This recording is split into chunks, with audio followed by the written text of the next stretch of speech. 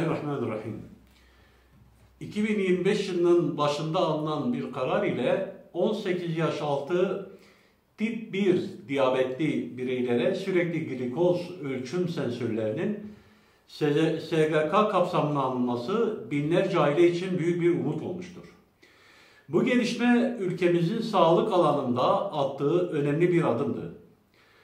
Ancak aynı zamanda bu uygulamanın sadece 18 yaş altı bireylerle sınırlandırılması, 19 yaş üstü tip 1 diyabetli vatandaşlarımızı kapsam dışında bırakarak ciddi bir mağduriyet yaratmıştır.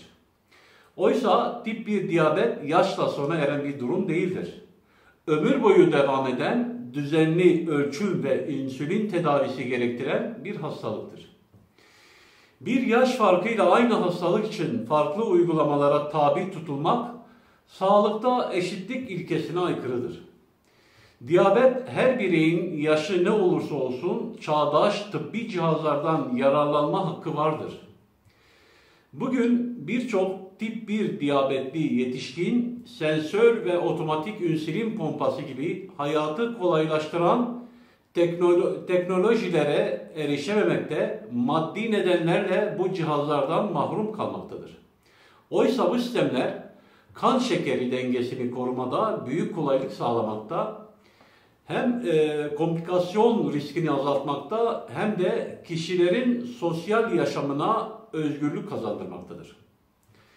Bizler Sağlık ve Çevrecilik Derneği olarak 18 yaş sınırının kaldırılmasını ve tüm tip 1 diyabetli bireylerin sensör desteğinden yararlanmasını, otomatik insülin pompalarının SGK kapsamına alınmasını ve diyabetli bireylerin yaşam kalitesini artıracak politikaların kalıcı hale getirilmesini talep ediyoruz.